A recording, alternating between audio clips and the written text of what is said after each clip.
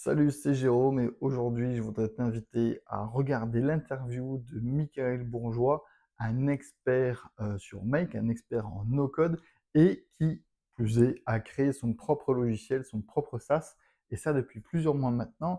Et on te partage un petit peu tous les coulisses de son aventure d'entrepreneur, de no-codeur.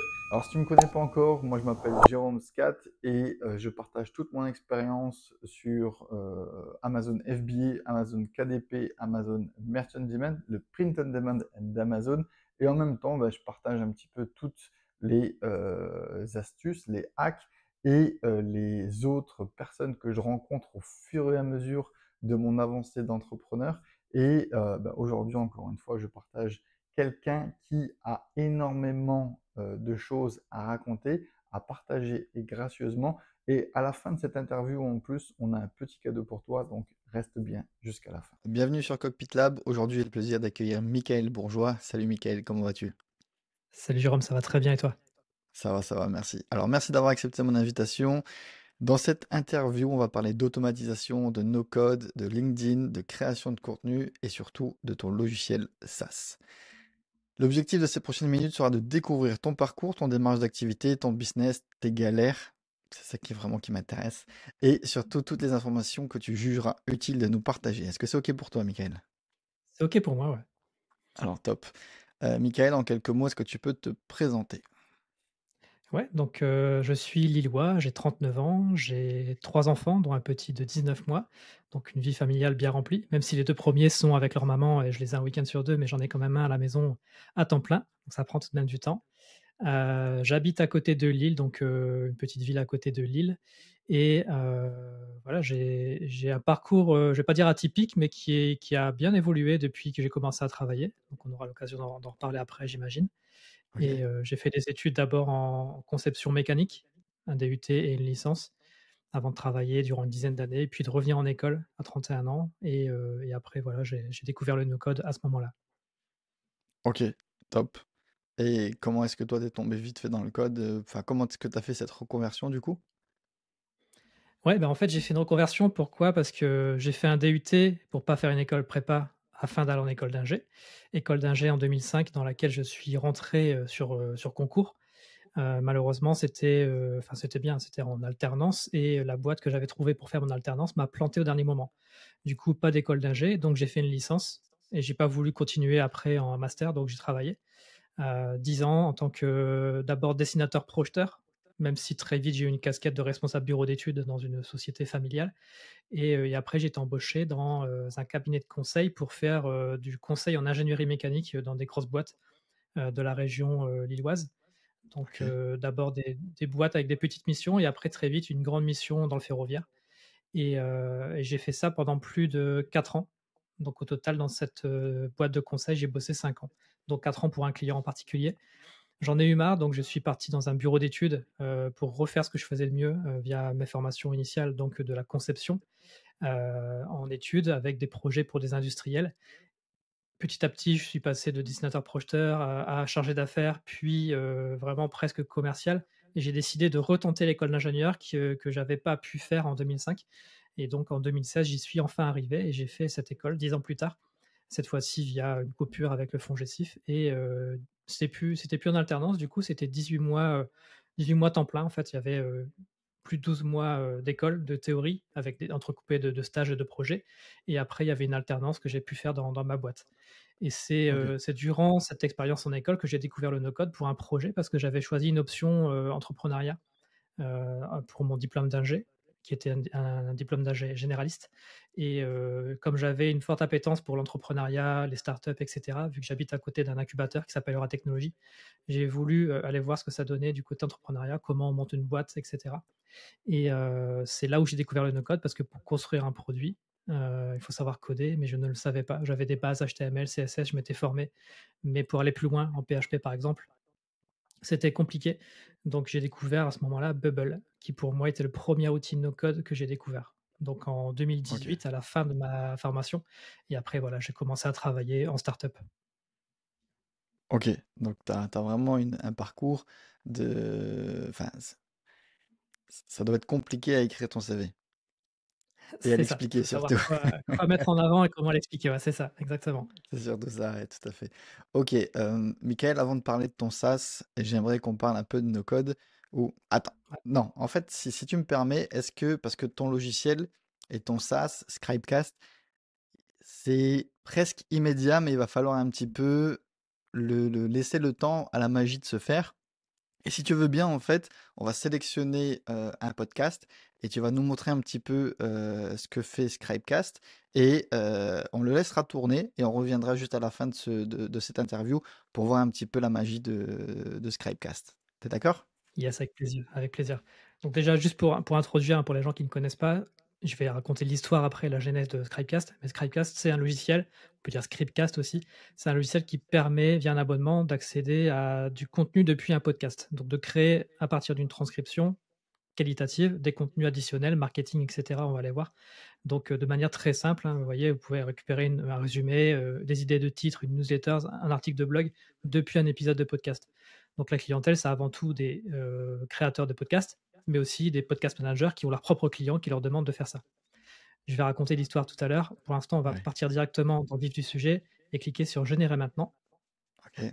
pour générer des contenus à partir d'un podcast. Donc on peut faire ça de différentes manières, hein, via le lien de téléchargement du podcast, le lien Ocha, etc. en .mp3, vraiment le lien d'hébergement du fichier audio. Sinon le fichier audio en local si vous l'avez pour l'uploader directement là, ou via le flux RSS. C'est ce qu'on va faire ici. Ouais. Souvent on ne connaît pas son flux RSS, c'est des URL assez complexes à retenir et on ne les a pas souvent sous la main. Donc j'ai un moteur de recherche ici qui me permet de le trouver facilement. Donc là, le podcast en question, c'est quoi que tu veux transcrire? Alors moi, c'était... alors attends 2 secondes, c'était Sans permission de Yomi Denzel et de Oussama Ammar. D'accord. Donc là, il suffit de taper le nom du podcast, le nom d'un épisode ou le nom de l'hôte ou des hôtes et Ok. normalement, on retrouve directement, les épisodes. On va faire ça tout de suite, chercher. Donc là, c'est le premier. Ouais, top. OK, Yomi et Oussama. Donc on a le flux RSS ici, chez Ocha, il est hébergé. Donc on peut copier le flux et il est directement mis ici avec une langue prédéfinie sur français qu'on peut changer en Ok, anglais si c'est un podcast anglophone et on fait suivant. Donc là, on a la liste des épisodes. trop Donc bien. pour l'essai, je vais prendre un épisode plus court quand même que 2 heures. J'en avais 3 heures ici, c'est assez long. Hop, voilà, ici par exemple, 50 minutes, ça va le faire. En gros, Ok, pourquoi je prends un épisode court pour la démo? C'est parce qu'il faut compter 7 à 8 minutes pour un épisode d'1 heure. Donc on va prendre celui-ci qui est très bien, ça me plaît, qui date de mars 2022, générer mon contenu. Ça sera l'occasion d'ici, à partir de ce podcast, de recréer des contenus assez facilement. Donc là, on me prévient que c'est en cours, super, je n'ai plus qu'à attendre, partir ailleurs, revenir. En tout cas, je serai prévenu par email que ma transcription sera prête et quand elle sera prête, on pourra aller sur les autres choses ici. ok, top, magnifique. Revenons à l'interview et laissons la magie de Scribecast tourner pendant quelques minutes. Du coup, il y en a pour à peu près 6-7 minutes pour faire la transcription. Et ensuite, on verra comment les autres fonctionnalités de Scribecast pourraient fonctionner. Ok, donc là, la magie est en train de fonctionner, de tourner en arrière-plan. J'aimerais qu'on parle un petit peu de no-code, si tu permets bien. Et comment est-ce que toi, tu définirais le no-code? Alors, pour moi, c'est avant tout, la capacité de faire des choses que tu ne pouvais pas faire avant. Parce que tu sais pas coder, parce que quand tu voulais créer quelque chose, il fallait que tu aies un pote, développeur ou alors que tu t'associes avec un CTO quand tu avais un projet vraiment à monter en mode, start-up. Chose que j'ai découvert du coup à l'école, hein, parce qu'on était 2, on savait pas coder et comment on fait du coup, comme on est 2 clampins, plutôt qu'un profil business pour produire un SaaS? C'était impossible. Donc à part se former et retourner dans une autre école pour faire une école de dev, c'était pas possible. Donc pour moi, c'est avant tout le no-code, une question d'accessibilité. C'est la promesse de pouvoir, accéder à des outils qui vont te permettre d'aller plus loin et plus vite.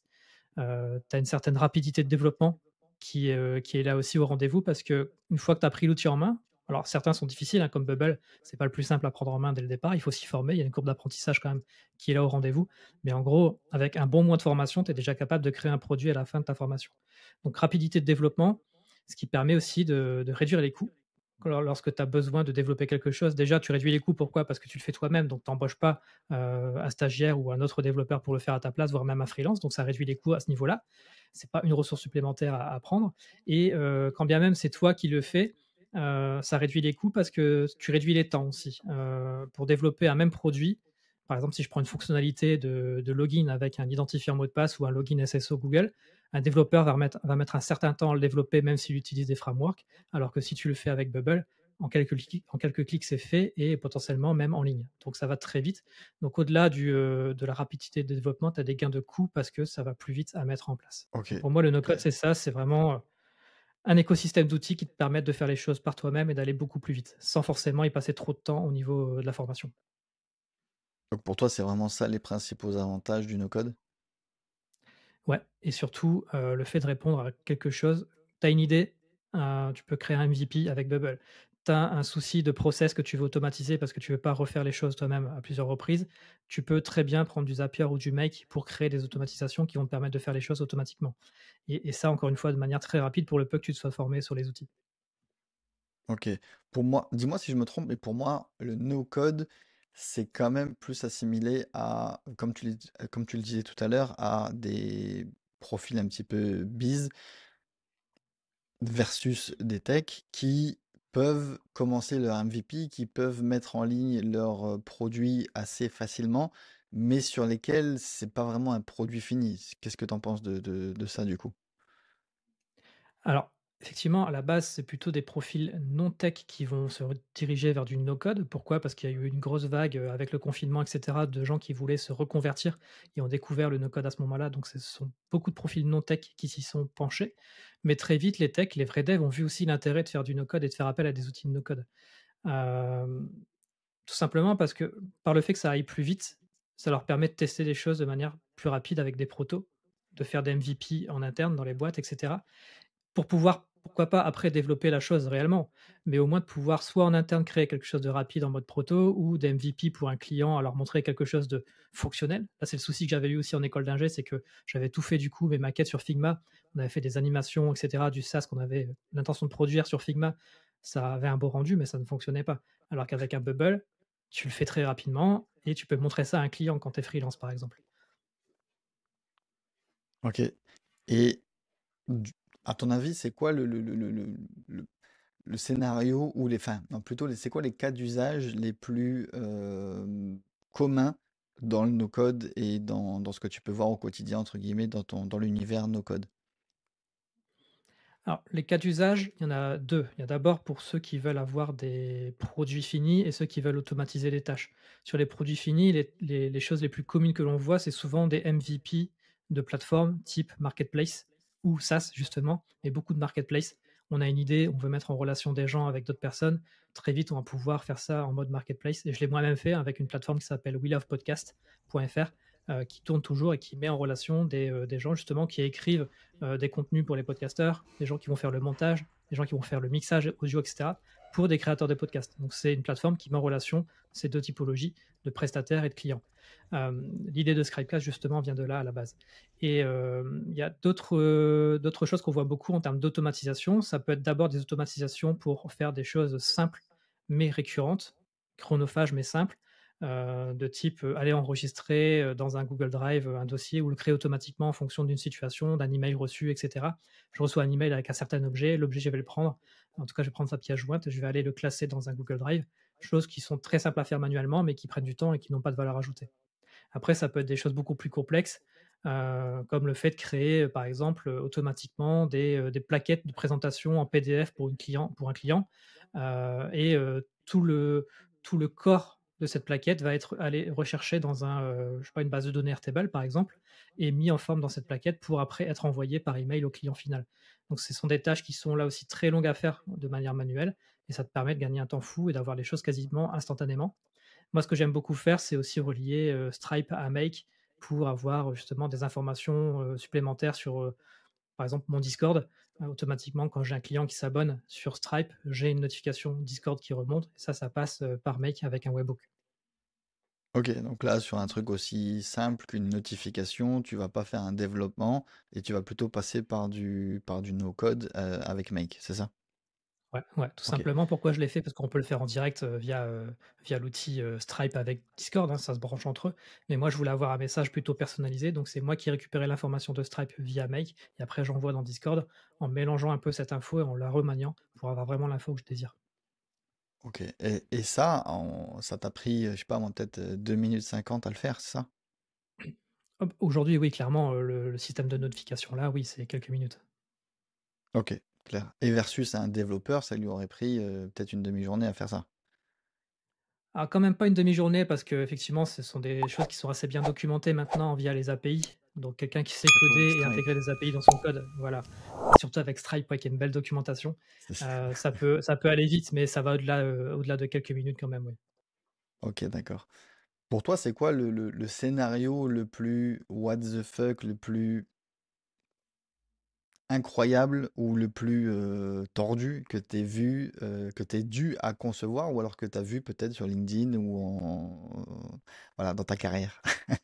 Alors, peut-être pas incroyable, mais what the fuck dans le sens où j'ai vu un certain nombre de modules dans Make. Il faut savoir que Make, c'est, des modules que tu branches entre eux, qui vont, se déclencher les uns après les autres pour faire des actions qui vont, avoir des inputs et des outputs les uns avec les autres. Souvent, tu as des scénarios qui tournent, allez, à 5, 10, 15 modules peut-être et j'ai bossé pour un client une fois qui avait sorti tous ses workflows de Bubble, donc tous les automatisations intégrables et intégrées normalement dans Bubble avec des workflows, il les avait faites dans Make et quand j'ai ouvert son scénario Make, il y avait 90 modules. Ça allait dans tous les sens, mais vraiment c'était bien fait avec des choses propres, c'était pas farfelu, hein, son scénario et pour le coup, là, il faut s'accrocher à comprendre, quel module fait quoi, à quel instant, avec des filtres, avec des conditions, des redirections. Mais ouais, quand tu approches des 90 modules comme ça, effectivement, j'ai pu me dire: «What the fuck» quand je l'ai ouvert la première fois. Après, en termes de fonctionnalité, c'était assez simple, hein, ça remontait juste des infos et des actions de Bubble, dans d'autres systèmes et après ça revenait dans Bubble pour alimenter la base de données. Ah, exactement. Mais là, tu soulèves un petit problème que je vois souvent sur LinkedIn, des fois quand je vois des scénarios enfin, que des makers partagent, c'est, dis-moi si je me trompe, mais là tu viens de le dire, je pense, à moins que j'ai mal compris, mais c'est que quelque chose qui était natif dans Webflow, dans Bubble, pardon, Bubble. il l'a enlevé de Bubble pour le mettre directement dans Make. Et là, du coup, tu vois, je comprends pas la logique parce que s'il y a déjà le logiciel qui le fait en natif, pourquoi ne pas utiliser ces automatisations directes en natif et de les refaire sur Make? Et ben, même moi, il y a pas plus, d'1 mois, je m'y suis mis à faire ça aussi. J'avais mes workflows dans Bubble qui me prenaient la tête, qui n'étaient pas, faciles à écrire à l'intérieur, parce que tu peux écrire des choses dans ces workflows-là, hein, donner des consignes et notamment avec l'intégration d'OpenAI, donc ChatGPT, pour créer justement, on va le voir après, des contenus, texte dans Scribecast. Là, j'ai créé dernièrement le chapitrage et ben, pour m'amuser à créer des chapitres dans Scribecast, il faut que je joue avec la durée, les timestamps, les prompts et cetera et clairement, Ok. c'était beaucoup plus facile de les écrire dans un module dédié dans Make et donc ce que j'ai fait, c'est que j'ai sorti, mon workflow Bubble, je l'ai mis dans Make. Donc j'ai un trigger dans Bubble, j'appuie sur un bouton générer le contenu, ça part dans Make, ça génère le tout et après ça revient enregistrer la donnée dans Bubble. Et je m'étais dit jamais je ferais ça, mais au final, je trouve que j'ai une meilleure lisibilité et une meilleure maintenabilité de ce workflow directement dans Make. Et en plus, Ouais, j'ai un parce que du coup, tu as historique, plus la main. Ouais, ouais, j'ai la main et j'ai surtout aussi un historique. Les logs sont beaucoup plus lisibles dans Make que dans Bubble. ok, d'accord. Est-ce qu'on peut tout faire en no code selon toi? J'ai envie de dire oui et non. On peut tout faire. Et après, ça va peut-être pas être le moyen le plus simple de le faire à un certain niveau. Peut-être que tu vas devoir trouver des contournements, des «bidouilles» entre guillemets pour pouvoir arriver à un résultat final. Alors qu'en code, ça aurait été fait en Python ou en JS de manière, standard et correcte. Là où, avec du Bubble, par exemple, tu peux être amené à détourner certaines choses pour arriver à tes fins. J'ai pas vraiment d'exemple en tête parce que j'ai pas rencontré de blocage. Peut-être pas trop souvent, mais pour moi, tu peux tout faire, mais il y a un moment donné où tu vas trouver des limites tout de même et tu vas devoir essayer de bidouiller comme je l'ai fait peut-être là avec, du Make pour sortir, mes workflows. Certains vont sortir leur base de données sur du Xano pour avoir une base de données plus propre que sur Bubble, plus maintenable et plus véloce, on va dire, plus performante. Mais en règle générale, avec les plugins qui existent, avec le code que tu peux ajouter aussi, en règle générale, tu peux arriver à tes fins.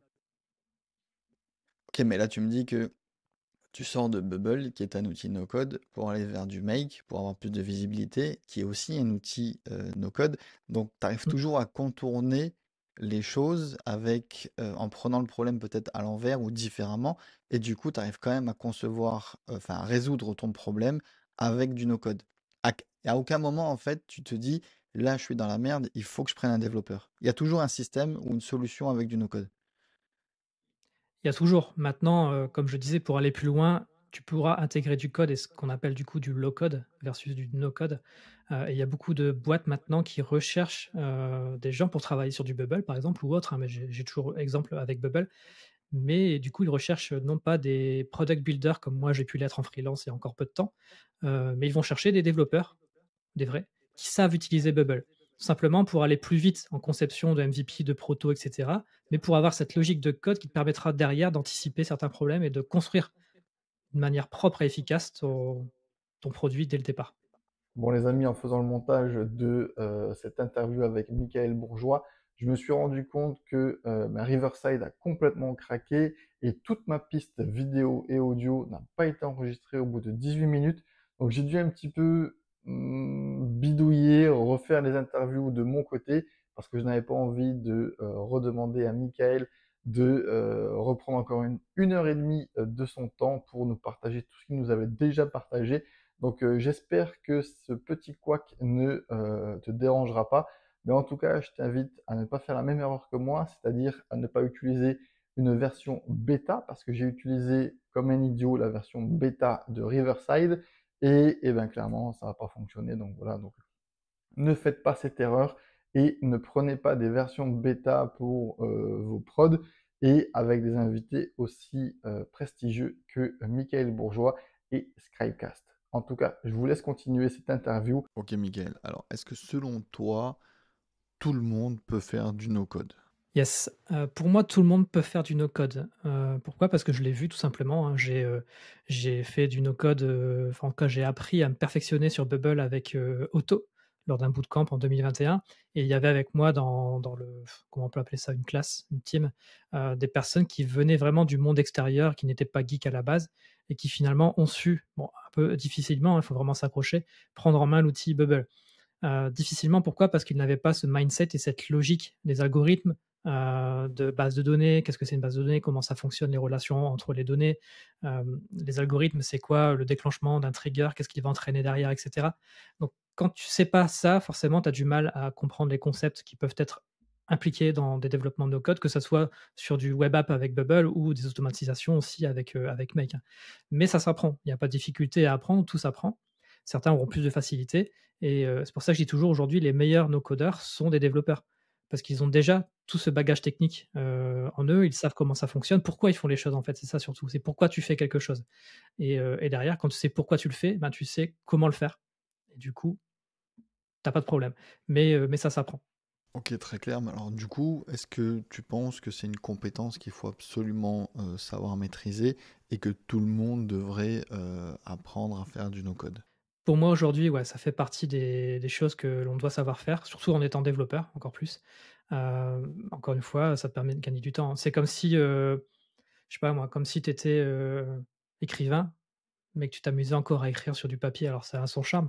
Tu peux prendre ta plume et écrire sur du papier, mais ça va te prendre énormément de temps. Aujourd'hui, les écrivains tapent sur l'ordinateur et c'est comme ce qu'on voyait il y a 15 ans, 20 ans, enfin peut-être pas 20 ans, mais il y a 15 ans, tu mettais sur ton CV: «Je sais utiliser, Word, Excel». Aujourd'hui, tout le monde sait le faire. Maintenant, je pense que les gens doivent mettre en avant le fait qu'ils savent créer des automatisations. Peut-être pas aller jusqu'à créer des web apps, mais au moins créer des systèmes automatisés avec du Zapier. Zapier, pour moi, c'est la base. Tout le monde devrait savoir s'en servir. C'est l'outil le plus simple pour automatiser.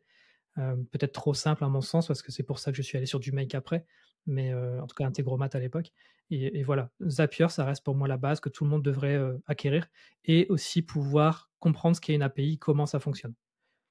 Alors, pas pour les boulangers, hein, tu boulanger, tu t'en fous de savoir comment ça fonctionne une API, mais si tu as un métier un peu tech. Vraiment un peu tech, pas trop, mais un peu. Comprendre comment ça marche, comment sont imbriquées les choses. Moi, dans la boîte où je travaille aujourd'hui, il y a beaucoup de choses qui sont branchées, entre Stripe et HubSpot et ça passe par les API, ça passe par Make. Donc, même les sales savent comment ça marche, savent ce que c'est qu'une intégration API et ils sont pas perdus les sales quand on leur parle d'API. Donc ça, c'est je pense le point fort à avoir aussi aujourd'hui, c'est de comprendre ce qu'est une API et comment ça fonctionne. Et quel conseil tu donnerais à quelqu'un qui veut commencer à explorer le no-code? Alors peut-être comme moi je l'ai fait, la manière dont je l'ai fait, je me suis posé des questions: «Tiens, comment on fait?» J'ai découvert le no-code comme ça, j'ai découvert le terme un peu plus tard. J'ai découvert d'abord Bubble, sur une plateforme de bons de réduction qui s'appelle John Secrets. J'ai vu Bubble développer, développer sans coder, sans une ligne de code, un truc dans ce genre-là, j'avais vu, tiens, c'est marrant, c'est ce qu'il me faut. Donc j'y vais. Et il n'y avait pas le terme no code. Bubble met en avant plutôt le terme de programmation visuelle. Et c'est vraiment ça du no code, c'est de la programmation visuelle. C'est comme avant, quand tu avais un ordinateur, tout se passait dans le terminal avec des commandes. Tu tapais des choses pour copier, créer un répertoire, copier un fichier, et cetera. Maintenant, tu le fais à la souris, c'est du visuel. Le no code, c'est pareil, c'est de la programmation, visuelle. Et donc j'ai découvert ça comme ça et je me suis formé en regardant des vidéos sur YouTube tout simplement, des gens plutôt anglophones à l'époque, puis francophones avec, Thibaut de chez Otto, pour YouTube, pour Bubble en tout cas. Et donc j'ai regardé des vidéos YouTube, j'ai acheté une première formation pas très chère sur, Udemy. Ça m'a coûté même pas, 19 $. J'ai su créer un CRM sur Bubble pour 19 $. J'ai continué en apprenant par moi-même, en testant des choses. Vraiment tester, être curieux, c'est la meilleure des manières et ensuite se perfectionner avec des formations plus poussées ou des bootcamps, comme j'ai pu le faire aussi. C'est vraiment moins cher le no-code versus le développement traditionnel. Encore une fois, ça dépend jusqu'où on veut aller. Si déjà on est en mode, on a un produit, on a un product market fit, les gens payent, on a une startup qui est prête à être lancée et cetera. Autant essayer de développer tout de suite le produit, par un vrai développeur qui sera du coup plus stable, plus maintenable peut-être avec, si tu prévois aussi d'avoir beaucoup d'utilisateurs et donc beaucoup de records, de lignes de données, autant essayer peut-être d'aller sur du produit développé en code, quand vraiment tu sais que c'est un produit qui va marcher, que les gens sont là, ils sont au rendez-vous et ils payent.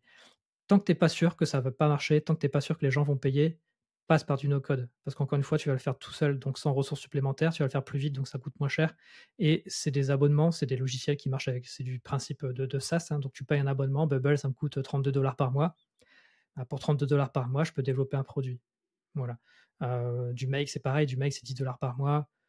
Au fur et à mesure, tu additionnes tes dépenses, mais ça revient forcément beaucoup moins cher que si tu faisais externaliser par un freelance ou si tu prenais un développeur pour le faire. Alors, Mickaël, tu as mentionné plusieurs fois Zapier, Make, anciennement Integromat.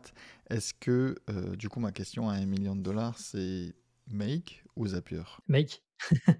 Make parce que déjà sur le côté UX, l'ergonomie de prise en main de Make est beaucoup plus sexy, beaucoup plus, dans la manière de comprendre aussi tes scénarios, c'est beaucoup plus simple avec du Make parce qu'encore une fois, tu as des modules, donc pour ceux qui connaissent pas, c'est des boules que tu vas accrocher les unes aux autres et que tu peux réorganiser. Là où sur du Zapier, c'est vraiment des séquences qui vont de haut en bas, tu vas faire défiler étape 1, étape 2, étape 3. Et sur du Make, tu vas pouvoir faire des boucles, itérer, et cetera. Alors que sur du Zapier, c'est beaucoup plus difficile, voire impossible parfois. Et il y a aussi, une question de coût. À scénario égal, Make, ça a peut-être changé là, il y a quelques temps, mais Make à scénario égal coûtait moins cher que Zapier. Donc pour des questions d'interface, des questions de possibilités et des questions de tarifs, Make, moi quand c'était, encore Integromat, j'ai fait le pas de Zapier à Integromat, qui s'appelle maintenant Make. Même pour un débutant, tu conseillerais de partir sur Make tout de suite ou plutôt Zapier? Peut-être commencer par Zapier pour comprendre les enchaînements, comment ça se passe justement. Comme ça reste simple, Zapier, tu peux pas aller très loin, donc tu vas faire des choses simples et tu vas comprendre les automatismes. Et après quand tu comprends que tu vas aller plus loin, brancher des API et cetera, là tu peux aller sur du Make. L'IA et le no-code, c'est game changer. Clairement.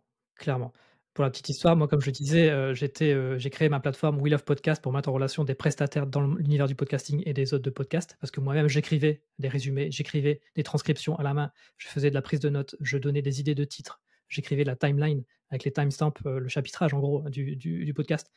Je faisais tout ça à la main. Ça prend du temps, ça coûte cher aux créateurs de podcasts et cetera. Et déjà à ce moment-là, quand je faisais l'interview de mes premiers clients, certains me disaient, «Ça serait bien qu'on ait un outil qui puisse faire la transcription, ça marche bien en anglais, ça marche pas trop en français. Si tu me trouves ça, ça serait top. Ça serait bien qu'on puisse créer aussi des posts LinkedIn», et cetera, et cetera. Donc aujourd'hui, l'IA a pu faire en sorte que je crée l'outil qui réponde à ces besoins que j'avais déjà depuis 2021. Le truc qui est bien surtout, c'est qu'il faut jamais oublier avant de se lancer dans un business, dans un SaaS, eh ben c'est surtout d'avoir le product market fit. Et bah toi, tu l'avais déjà parce que tu faisais déjà avec We Love Podcast le chemin à la mano, en fait, le travail à la main. Et donc ton product market fit était déjà éprouvé et validé. Ouais, c'est ça. Il y avait d'abord, le paiement de la prestation de manière unitaire, hein, donc tu payais pour un épisode. Après, j'ai mis en place le fait de payer à la quantité, donc souvent c'était x4 parce que tu avais 4 épisodes par mois. Et après, j'avais mis en place un système d'abonnement pour pouvoir avoir toujours le même prestataire, parce que j'étais pas tout seul sur la plateforme au final. Je le faisais à la main. La plateforme, j'ai créé pour amener d'autres personnes, d'autres prestataires et pouvoir répondre à du montage, du mixage audio, là où moi je faisais que de l'écriture. Et les podcasteurs après pouvaient s'abonner à un prestataire pour que tous les mois, ils lui écrivent 4 résumés d'épisodes. Tous les mois, le monteur lui fasse 4 montages, et cetera, et cetera. Et bon, aujourd'hui, Scribecast n'est que du texte. La plateforme We Love Podcast tourne toujours pour du contenu, enfin pour des contenus plus poussés ou alors faits par l'humain en tout cas, et pour du mixage et du montage audio. Mais voilà, les deux sont complètement cohérents l'un et l'autre. Est-ce qu'il y a des certifications ou des diplômes pour, dans l'univers du no-code? Il y a des certifications, des diplômes non, en tout cas pas reconnus par l'État, mais il y a des certifications d'écoles no-code, comme chez Otto. Otto a une certaine réputation, le fondateur de Bubble, Emmanuel, qui aux États-Unis, est aussi, présent dans cet écosystème français, notamment avec Otto.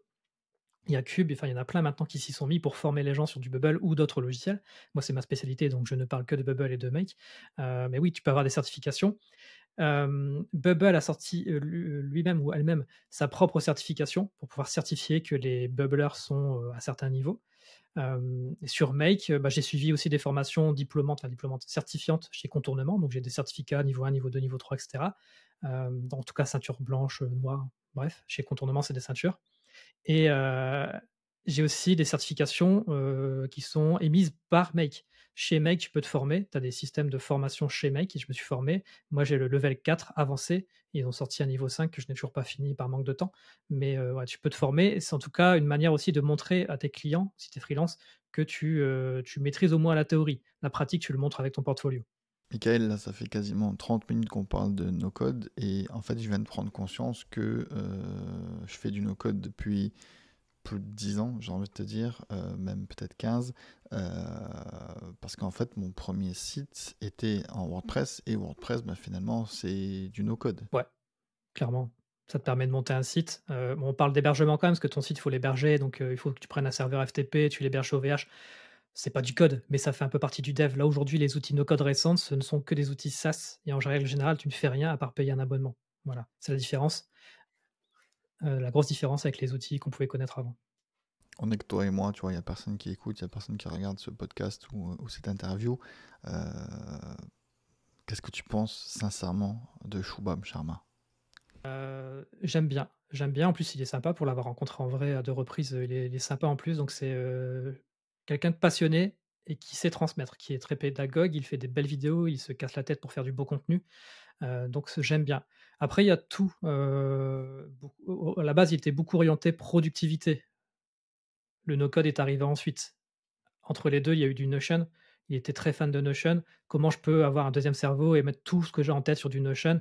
Et après, voilà, il a connecté l'API Notion à du Zapier, et cetera, et cetera. Le no-code s'est invité là-dedans. Donc effectivement, c'est une personne qui est, connue et reconnue dans l'univers productivité de no-code, mais je pense pas que ça soit Shubham qui va pouvoir te créer une marketplace avec du Bubble ou du Noodle.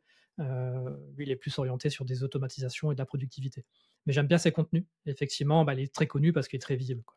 Alors c'est top, merci pour cette magnifique transition parce que j'aimerais vraiment qu'on parle maintenant un petit peu de contenu. Et ma première question, c'est pourquoi en fait il faut créer du contenu? D'être vu tout simplement, de pouvoir, soit montrer ce que tu sais faire, soit, faire découvrir ce que tu fais. En fait, on va parler de découvrabilité. Si tu restes dans ton coin, si tu postes pas sur LinkedIn, si tu mets pas des vidéos sur YouTube, si tu crées pas des stories, personne va te connaître, personne te voit. Donc potentiellement, ton talent n'est pas connu des gens et les gens vont pas faire appel à toi en tant qu'expert, ou personne maîtrisant un sujet. Donc le fait de poster, le fait de faire des vidéos, le fait de pouvoir faire, plein de choses en termes de contenu, sur du multicanal, hein, va te permettre, de pouvoir améliorer ta découvrabilité en tant que personne. Donc on parle de personal branding. J'ai commencé comme ça aussi un petit peu sur LinkedIn. Je suis pas, le meilleur en post LinkedIn. Je suis pas assez, j'arrive pas à poster tous les jours comme certains le disent et cetera. Mais c'est vrai qu'à travers mes posts LinkedIn, j'ai eu pas mal d'opportunités. Et toi, à titre perso, sur quelle plateforme tu es le plus actif? Sur LinkedIn, j'ai beaucoup de mal à faire des vidéos, à me mettre en visu, sur YouTube et cetera, ça serait bien, mais je suis plutôt présent sur LinkedIn, ce qui est pas la meilleure des choses, hein, parce que LinkedIn, tu postes du contenu, il est visible à un moment donné et après tu es plus visible. Là où sur du YouTube, un peu comme un blog avec des articles, sur YouTube, tu es là et tu as tes vidéos qui sont là et qui sont présentes. Ouais, bah, clairement, en fait, c'est pour moi le gros problème de toutes les plateformes un petit peu de réseaux sociaux. C'est en fait que ben, tu es dans une roue infinie, tu dois totalement, constamment créer du contenu, sinon tu es invisible. Et c'est la grosse différence avec le SEO, avec le blogging, avec YouTube, etc., etc., ou même peut-être le podcast. Donc clairement, pour moi, c'est quelque chose sur lequel je préfère axer sur 2024 parce que depuis quelques années maintenant, j'ai beaucoup misé sur Insta. Et ben en fait, j'ai arrêté de publier il y a quelques mois sur Instagram et le robinet s'est complètement arrêté. Ouais, ouais, parce que très vite, tu redeviens invisible. Est-ce que tu penses que la création de contenu a changé sur LinkedIn peut-être depuis quelques années? Ouais, ouais. Avant, sur LinkedIn, moi, je l'ai connu LinkedIn en 2011-2012. Clairement, c'était pour moi le concurrent de Viadeo à l'époque. Tu postais deux trois trucs, tes expériences et c'est tout. Maintenant, ça a été game changer dès lors que les gens ont compris qu'ils pouvaient devenir des sortes d'influenceurs et de poster du contenu, avec du copywriting.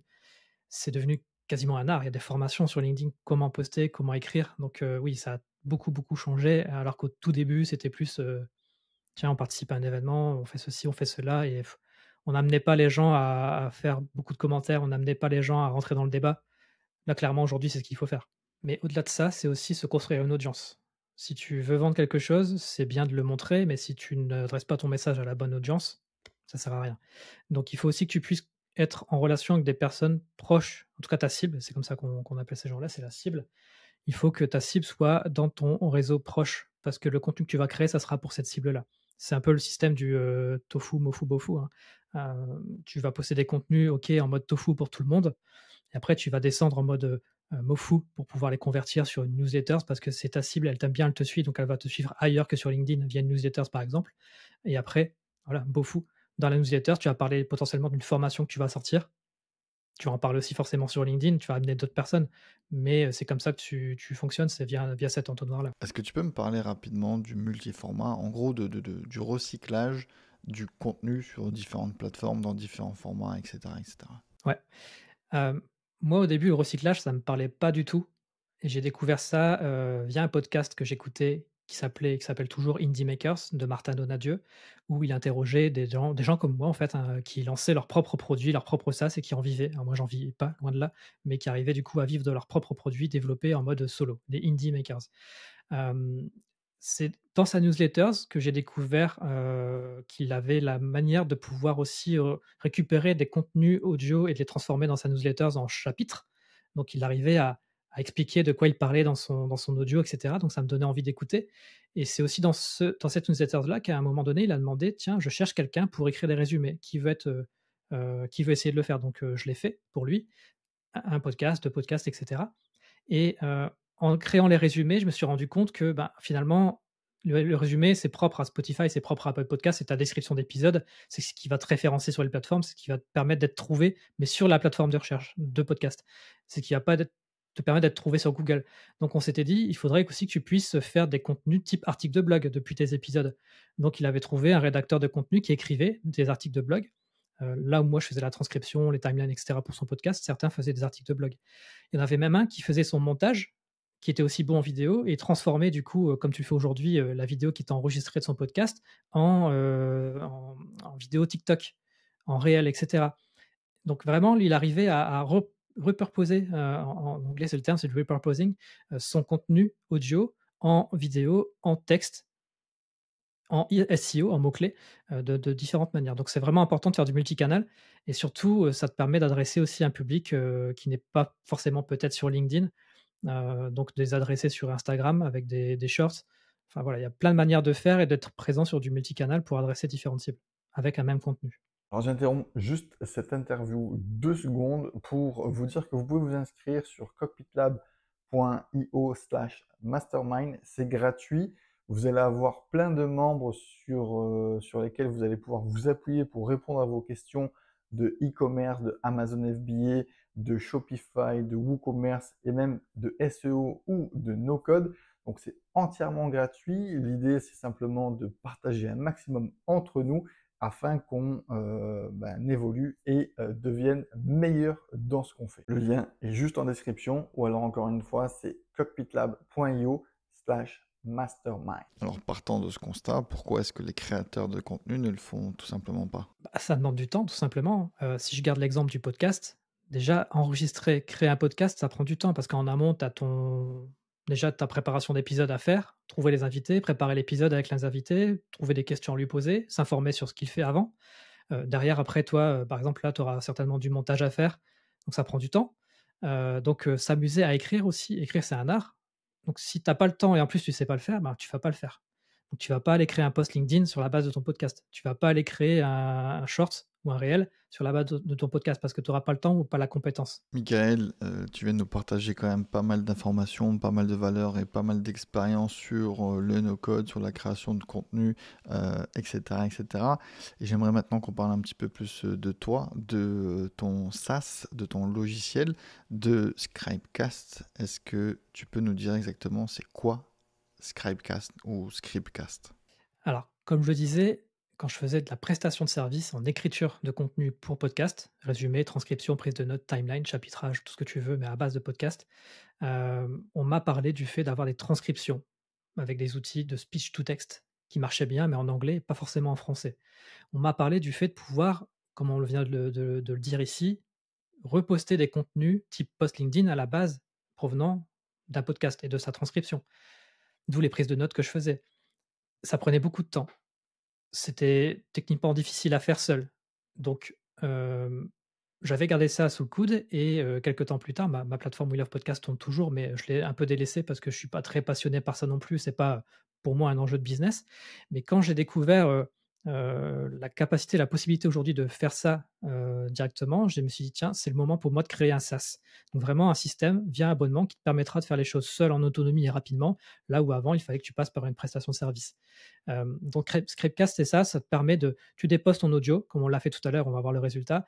Tu obtiens ta transcription complète et quali en français, là où les autres en français, comme là on enregistre sur Riverside, je sais qu'ils font aussi la transcription, mais elle est certainement moins quali que ce que permet de faire Scriptcast. En tout cas, c'est les retours que j'ai de mes clients.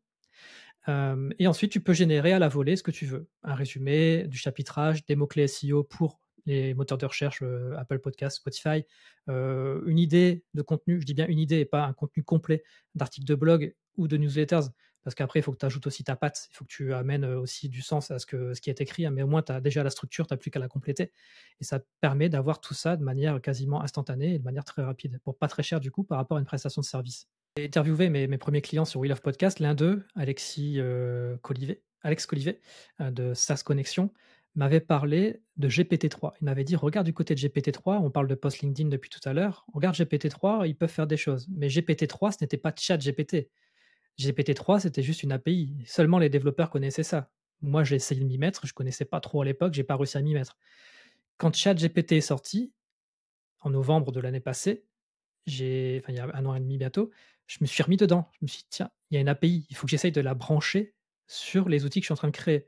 La transcription, je l'ai, maintenant il faut créer du contenu additionnel. Je vais essayer de faire ce qu'on m'avait dit en 2021. Donc c'est pour ça que 2023, j'ai intégré OpenAI directement. Il y en a plein maintenant des outils, de ce type-là, mais j'ai intégré OpenAI dans Scribecast pour générer des contenus additionnels. Donc c'est comme ça que ça marche, c'est à la base, j'ai une transcription et derrière j'en ai, des contenus additionnels via, des outils d'IA générative. Mais derrière après tout est un art de pouvoir avoir le bon prompt aussi qui va te permettre d'avoir le bon résultat. Ok, mais du coup, quelle est la cible qui pourrait utiliser Scribecast?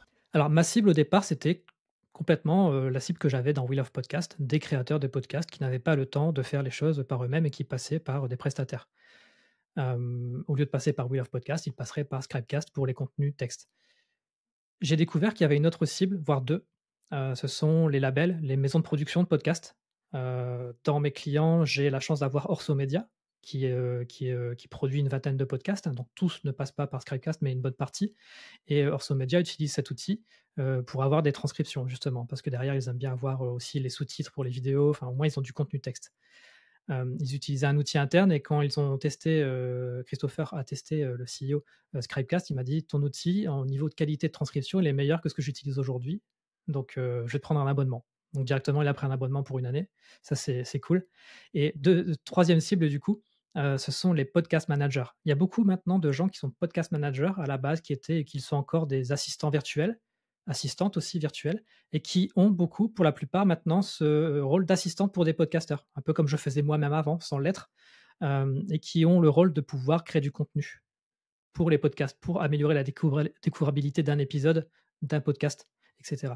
Et donc, elles-mêmes ou eux-mêmes, pour gagner du temps, utilisent Scriptcast. En tant que développeur de ton logiciel, enfin plutôt en tant que no-codeur de ton logiciel SaaS Scribecast, ça a été quoi les plus grosses galères à ce développement? Alors pour moi, la plus grosse galère, ça a été les limites qu'avait par exemple OpenAI au départ. Moi, je voulais intégrer Whisper pour faire de la transcription. Je faisais mes tests, ça marchait. Je prenais des petits audios de 10 minutes, petits podcasts, ça marchait très bien. Mais quand j'ai mis un épisode de plus de 2 heures de Mathieu Stéphanie de Génération Do It Yourself, ça a planté. Là, Whisper m'a dit: «Non, non, ça marche pas. Ton épisode, il doit faire 25 mégas maximum, il faut le couper. Pour le couper, voici un code Python». Ah putain, moi je fais du no code, je suis mal barré. Du coup, j'ai dû trouver d'autres solutions pour, faire de la transcription. Après, j'ai eu des limites au niveau, de la génération de contenu, parce qu'il faut donner à manger à OpenAI pour sortir un contenu. Donc je devais lui donner la transcription complète, ce qui fait, 3 pages, 10 pages en fonction de ce qu'on se dit dans l'épisode. Et là, OpenAI me disait: «Non, non, tu as une limite aussi, un certain nombre de tokens à ne pas dépasser». Donc je devais découper ma transcription, excuse-moi pour le micro, découper la transcription en plusieurs morceaux, faire en sorte que les morceaux se chevauchent pour pas que OpenAI, fasse, un oubli de lien entre un chapitre et un chapitre, suivant. Donc j'ai dû passer par ça aussi. Maintenant ça va, il y a des limites beaucoup plus hautes en termes de transcription, de tout ce que tu veux en termes de contenu, de tokens et cetera. Donc ça passe en direct maintenant, ça va beaucoup mieux. Et après c'est des tests, intégration de l'API, test, retest, amélioration des prompts, jusqu'à temps que le résultat soit satisfaisant, que mes premiers bêta-testeurs et premiers utilisateurs me fassent des retours, que je modifie encore un peu les prompts pour avoir des retours plus quali. Alors ma prochaine question, c'est est-ce que tu as tout développé seul? Ouais. J'ai pour ce produit voulu m'associer avec quelqu'un qui s'appelle Victor Grandchamp, qui est un ami, mais plutôt sur la partie, growth, acquisition, marketing. Et par contre, le produit, il y a pas touché du tout. Même s'il s'est développé sur Bubble, il y a pas touché du tout au produit. Ça, c'est vraiment mon petit kiff à moi de développer des trucs et donc je l'ai gardé pour moi. Ok, mais du coup, j'ai une autre question qui me vient, c'est pourquoi est-ce que tu as développé Scribecast sur Bubble et pas sur un autre outil no-code? Parce que c'était l'outil que je maîtrisais. Je faisais déjà du freelancing sur Bubble, donc et j'avais déjà développé We Love Podcast aussi. Je savais que ça pouvait le faire. En termes d'intégration d'API, c'est assez ouvert et assez facile à faire, donc je savais que ça pouvait le faire. Après, tu peux faire ça sur du Noodle, par exemple, ou du WeWeb pour le front et avec une base de données externe, en Xano, et cetera, mais ça vient complexifier les choses et ralentir dans l'exécution. Déjà que j'ai pas beaucoup de temps pour développer Scribecast, j'ai voulu aller sur un produit que je connaissais et où tout était intégré. On parle de no-code intégré versus du no-code modulaire où tu vas brancher des bouts de no-code ensemble. Et là, au moins, j'ai mon front, j'ai ma base de données, j'ai les exécutions, tout ça au même endroit, même si aujourd'hui, je commence à en sortir sur du Make. L'argent, ça a une importance fondamentale quand on lance un projet, quand on est entrepreneur. Et du coup, ma question, c'est avec quel budget tu as commencé à développer Scribecast? 30 € par mois pour pousser la version live, de Scribecast. Quand c'est en version test, c'est gratuit. Et après, c'est mes outils que j'utilise, donc des outils de transcription et de génération de contenu, mais ça, c'est à la consommation. Aujourd'hui, du coup, plus j'ai de clients, plus ça me coûte cher.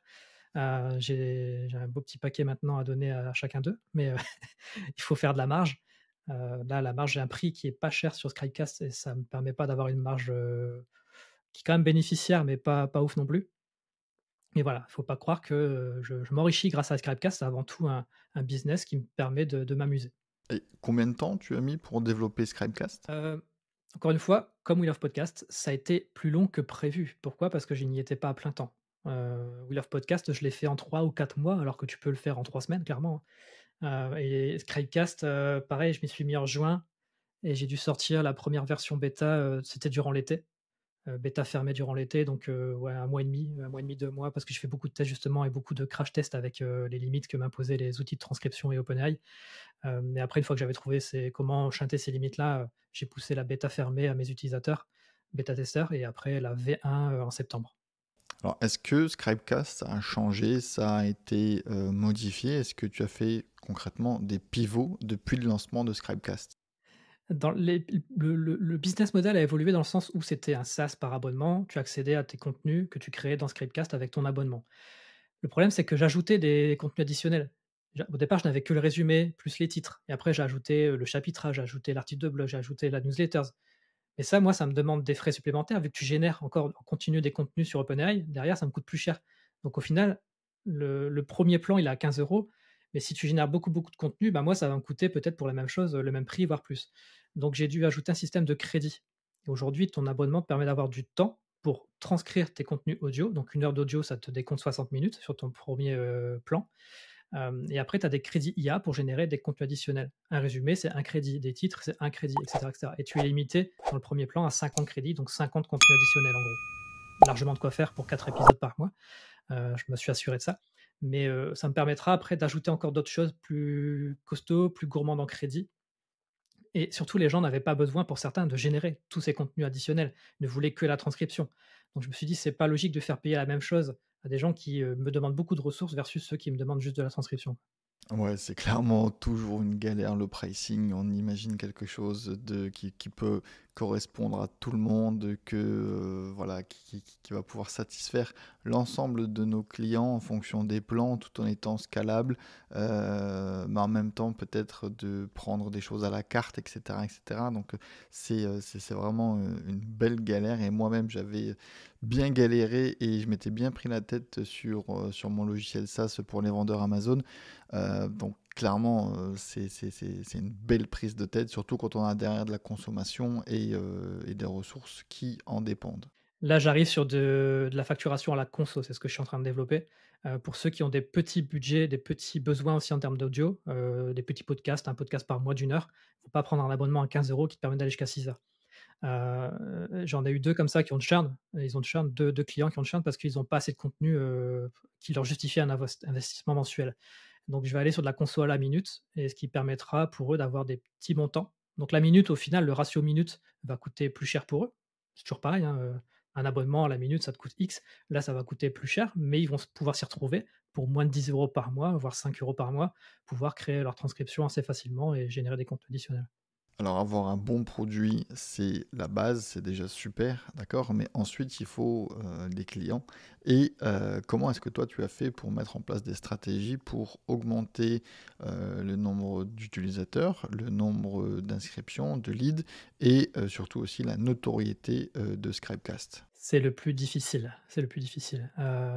Clairement, les premiers, je suis allé les chercher à la main, dans mes connaissances, via We Love Podcast, via mon petit réseau autour du podcasting. Après, j'ai attaqué, LinkedIn à la mano, Facebook à la mano. J'envoie des DM et cetera et c'est ce qui marche le mieux. Mais ça demande du temps et moi, le temps, je l'ai plus parce que maintenant j'ai un travail.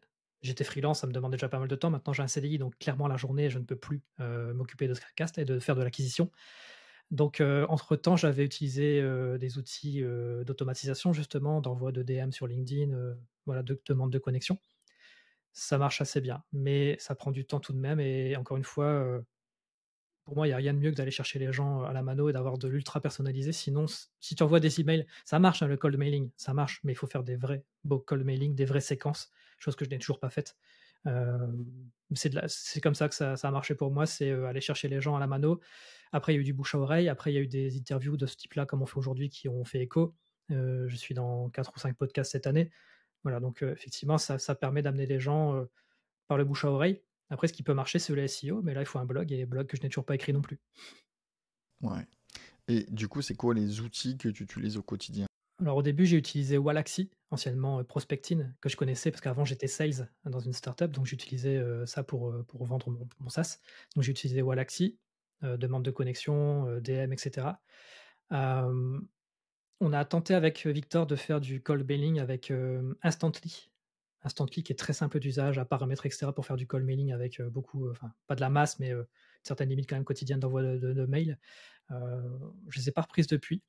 Et là, j'aimerais aller sur des trucs plus puissants que j'utilise aussi, dans mon quotidien de sales ops, dans la boîte où je travaille actuellement, qui sont, LGM, donc la Growth Machine.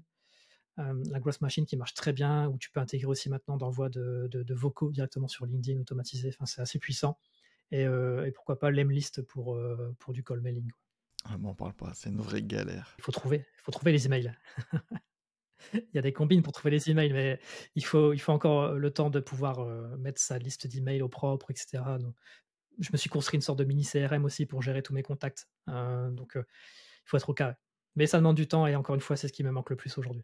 Alors, je tenais simplement à te remercier pour 2 choses, Michael, et à soulever surtout 2 choses, Michael. C'est que, en fait, on se connaissait pas vraiment. En fait, enfin, en tout cas, moi, je te regardais de loin au niveau de tes posts LinkedIn ou des messages que tu pouvais répondre sur des posts LinkedIn d'autres, surtout en relation avec le no-code. Et en fait, moi, je t'ai DM avec un petit problème que j'avais et sur une automatisation, sur un scénario make. Et ni une ni deux, tu m'as aidé avec grand plaisir. Alors, c'est pas parfait, le scénario n'est pas terminé à 100%, mais en tout cas, tu as passé du temps et tu m'as bien débloqué en tout cas et tu m'as absolument rien demandé en retour. Donc, ça, c'est vraiment quelque chose qui est rare de nos jours, je pense. Contrairement à certains qui te demandent un TJM de 700 euros avant même d'avoir fait un call avec toi. Voilà. Et le deuxième point en fait que je voulais soulever, c'est surtout aussi le fait que, à mon sens, en tout cas, tu es un des seuls que j'ai vu faire ça. C'est que même si tu as été entrepreneur, ou que tu es toujours entrepreneur à l'heure actuelle, que tu as lancé ton SaaS, etc., et ben en fait, tu as annoncé il y a quelques semaines que tu reprenais un taf en tant que salarié, en tant que CDI, enfin un boulot, je ne sais même pas si c'est en CDI en fait, comme Sales Ops pour une boîte et tu l'as ouvertement dit sur LinkedIn et ça je trouve que c'est plutôt agréable à lire parce que il y en a beaucoup je pense qui sont en tout cas qui le disent pas ouvertement et qui peuvent être un petit peu enjoliver et enjolive les choses. Et en tout cas, je voulais encore une fois te remercier pour ces deux points. Et voilà. Merci à toi. Merci beaucoup. Bon, Michael, il nous reste 15 minutes avant la fin de cette interview, avant la fin de ce podcast, avant la fin de cette vidéo YouTube. Ça dépend où est-ce que les gens nous suivent, mais en tout cas, on est disponible partout. Et en tout début de vidéo, en tout début d'émission, tout début d'interview, on a lancé la magie de Scribecast sur un des épisodes de Yomi Denzel et de Oussama Hamar. Et du coup, est-ce que tu peux nous montrer ce que a fait ton logiciel, ton SaaS, Scribecast? 15 minutes, effectivement, parce qu'après, j'ai mon boulot qui reprend. J'ai j'ai un honneur, enfin, un point d'honneur à être ponctuel sur mes horaires de boulot. Pour moi, mes patrons me font confiance, donc absolument, il faut que je fasse ça en 15 minutes. Alors, je vais te présenter à nouveau l'écran et on va voir le résultat ensemble. Alors, l'avantage d'être passé par le flux RSS, c'est qu'automatiquement, ça reprend la vignette, la cover de l'épisode et le titre. Donc ça, tu as pas besoin de les retoucher. Et c'est classé dans le podcast. Tu vois, j'en ai plein là pour mes tests et c'est classé dans sans permission directement. Donc la transcription, elle est là. Donc assez quali, avec de la ponctuation, avec enfin, tout ce qu'il faut, quoi, c'est propre. Et tu peux la télécharger ou l'éditer. Avant, il fallait tout faire dérouler. Tu avais la transcription ici, en dessous tu avais le résumé, et cetera. Il fallait faire défiler la page et scroller ad vitam aeternam, si tu voulais. Mais maintenant, j'ai tout mis en mode ruban et menu ici, c'est beaucoup plus clair. Et donc, pendant qu'on parlait, j'ai cliqué sur les boutons générer pour que ça aille plus vite. Mais en gros, tu vois, c'est ça. Ici, les idées clés, générer, chapitrage, générer. On va le faire ensemble. Hop, ça demande 2 crédits. Ça part, c'est en cours et tu vas voir le résultat dans un instant. Donc les résumés, en gros, ça présente le sujet, ça pose une question sur la thématique, ça présente les invités, de quoi on parle, toujours. Il y a toujours 3 parties, 3 paragraphes avec une question à l'intérieur. C'est plutôt un résumé type description qui va permettre d'accrocher un auditeur quand il va lire ça sous ton épisode. Directement, il sait de quoi on parle, de qui est là, c'est quoi le sujet et OK, j'embraye sur l'écoute. Les intervenants, c'est la même chose que la transcription, mais c'est découpé en intervenants et tu peux aussi éditer les int moi, je ne sais pas si c'est le cas ici, mais le premier je vais mettre Oussama, OK. Ça va renommer l'intervenant A ici en Oussama, automatiquement, voilà. Et tu peux télécharger ça et modifier les lignes, une à une si tu le souhaites. En rich text, donc tu peux ajouter, du gras, voilà, tout est, paramétrable. Les titres, le point noir aujourd'hui de Scribecast, c'est les titres, c'est la première chose que j'ai mis en place avec les résumés. Le prompt est à revoir, je le sais, mais tu as déjà une idée de 5 titres. Je vais en mettre plus et ils seront plus quali prochainement. C'est aussi un de mes travaux en cours. Les mots-clés, c'est nouveau en fait, tu as des thématiques. En gros, si tu prends là les 3 premières lignes, tu vois dans cet épisode, on parle, business banking, finance, financial industry, personal investing.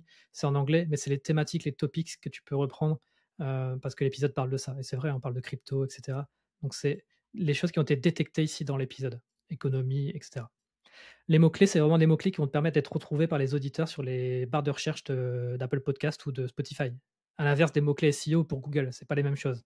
Là, c'est vraiment, si je tape blockchain, si je tape crypto-monnaie, si je tape entrepreneuriat, je vais trouver cet épisode.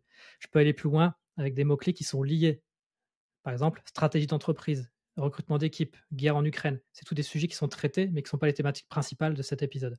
Donc, tu as des mots-clés principaux et des mots-clés secondaires qu'il faut mettre dans tes contenus pour être retrouvé facilement dans les barres de recherche.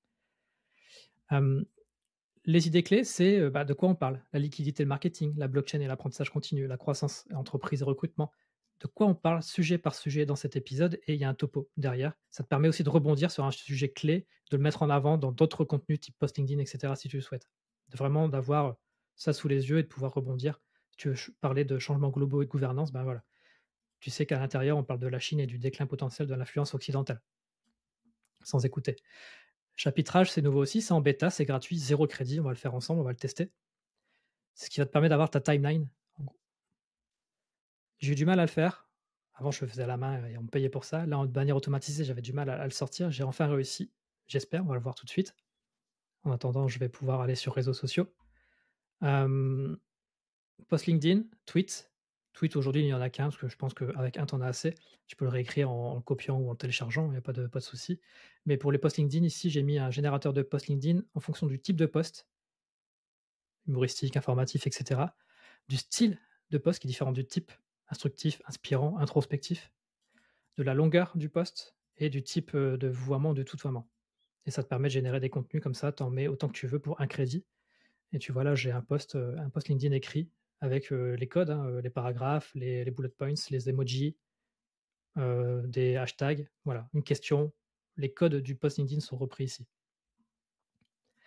On revient dans le chapitrage, ça a marché, on le voit. 0, introduction, 50, conclusion et perspective. On est bien sur un épisode de 50 minutes et 35 secondes, donc ça correspond. Et tu peux être quasi sûr que si tu vas sur la 23e minute ici, et 47 secondes, tu auras un passage qui parle de l'impact transformateur de la crypto. Pour le coup, ça a bien fonctionné, j'en suis très fier. Ça, tu peux le prendre tel quel et le copier-coller dans Spotify, et tu auras ton découpage dans Spotify comme les vidéos YouTube, par chapitre. Réseaux sociaux, on l'a vu. Newsletters, tu peux choisir aussi un type de contenu pour ta newsletter, ça va la générer. Hop, je vais revenir dessus après. Article de blog, il est généré avec les balises H2, H1 pour avoir ton contenu propre HTML orienté SEO pour que Google sache lire ton contenu. Et quand tu cliques ici sur éditer, paf, automatiquement ça le met en page, tu sauvegardes. Et voilà, tu as tes titres qui sont beaux, tu as ton gras qui est mis en place, tes italiques si tu en as. Tu n'as pas besoin de retoucher beaucoup de choses. Et là, tu as un contenu type structure d'article de blog que tu peux après convertir si tu veux ajouter plus de texte ou d'images dans ton contenu. La newsletter, c'est toujours en cours. Le reste, on avait vu. Les SRT, les VTT, c'est quoi? Ah, ça y est, la newsletter est prête. Pareil, je vais l'éditer. Hop, ça j'enlève. Tac, une belle newsletter ici, sans permission, votre rendez-vous incontournable. On parle de Dubaï, de crypto, des haters, de Poutine. On a des bullet points, on a une question. Voilà, c'est assez propre. Les SRT, c'est tout simplement les sous-titres que tu peux mettre sur des shorts ou des réels avec les vidéos en mode. C'est des captions en fait. Hein. Tu as ton timing, tu télécharges, exporter, ça te télécharge le fichier SRT que tu peux après incorporer à ton audio, ta vidéo. Pareil pour les web VTT, c'est la même chose, mais c'est juste une extension différente ici. Et médias, je ne sais pas si je vais le faire, j'ai mis bientôt, mais je ne suis pas certain que ça ait un sens. On verra. Certains le font. Quelqu'un est en train de copier Scriptcast, en tout cas copier. Il a eu l'idée aussi, il ne connaissait pas Scriptcast à la base. Je sais qu'il a pompé 2-3 trucs maintenant. Il fait ça aussi, mais est-ce que clairement ça a du sens? Je ne sais pas. Parce que là, il y a beaucoup d'outils qui le font gratuitement, type Headliners, etc. Tu vas sur Headliners, tu mets ton épisode et ça te sort la jaquette avec tes sous-titres ici, ta vidéo, ton son. Voilà, c'est un petit plus, si je le fais, ça sera bien, sinon c'est pas bien grave. Il y a d'autres choses qui vont venir, hein, mais il y a d'autres choses qui vont venir, qui seront autres que du contenu texte, qui seront plus sur de la gestion. Mais je ne veux pas trop en parler tout de suite parce que, comme je viens de le dire, il y en a qui copient maintenant, savent le faire, savent utiliser l'outil no-code, savent qu'il y a un potentiel marché, donc arrivent aussi à me concurrencer. Ça va vite en no-code, c'est ça l'inconvénient. Ça va vite, c'est pour se faire rattraper. Donc je vais essayer de garder une longueur d'avance, je vais essayer de me différencier. ça passe par le pricing, on l'a vu. Je suis pas cher, je suis moins cher du marché. On va avoir du pricing à la minute aussi, donc à l'usage réel et toute une partie gestion et automatisation qui va venir encore s'intégrer dessus et ça, c'est ce que j'aime aussi et je vais intégrer du Make, à gogo pour avoir des contenus additionnels, en tout cas de la gestion. Comme tu as pu le faire là, tu m'avais envoyé un Notion avec des contenus, des scripts et cetera, des questions en amont. Demain, tu vas peut-être me proposer des contenus à poster sur LinkedIn et cetera. Donc tout ça, ça va faire partie de Scriptcast, dans les prochains mois. Magnifique démo et magnifique travail de ton logiciel, surtout quand on pense que c'est enfin que tout a été fait en no-code, donc c'est vraiment exceptionnel. Et pour tous ceux qui nous écoutent sur Spotify ou sur Apple Podcast, je vous invite à aller voir la vidéo sur YouTube pour voir justement cette démo. Donc voilà. Michael, est-ce que pour tous ceux qui sont arrivés jusqu'à la fin de cette interview et qui sont plutôt chaud à utiliser Scribecast, et pour moi en tout cas il devrait l'être. En tout cas moi personnellement je suis conquis et je l'utilise personnellement, mais est-ce que pour mes auditeurs, est-ce que pour ceux qui suivent Cockpit Lab, est-ce que tu pourrais offrir un petit cadeau? Ouais, je vais offrir, 1 mois offert supplémentaire. Supplémentaire pourquoi? Parce que quand vous vous inscrivez sur la plateforme, vous avez déjà 15 jours d'essai gratuits, avec 1 heure et demie, d'audio et 5 crédits IA. Mais si vous voulez aller plus loin, si vous dépassez ce quota ou si vous voulez dépasser les 14 jours, après l'essai, vous aurez 1 mois offert à la solution Scribecast, avec le code que tu leur remettras, qui pourrait être Copilot Lab 50 et cetera. Voilà, il y a tout un tas de codes qui permettra de faire ça, mais on vous le donnera. En tout cas, vous aurez 1 mois offert. C'est top. Merci beaucoup encore, Michael, pour tout ce que tu as partagé durant cette vidéo, durant cette interview. Et encore une fois, je te remercie vraiment. Et j'espère que cet épisode a plu à tous nos auditeurs. Donc voilà, encore une fois, merci et à très bientôt. Merci beaucoup à toi. À bientôt. Ciao.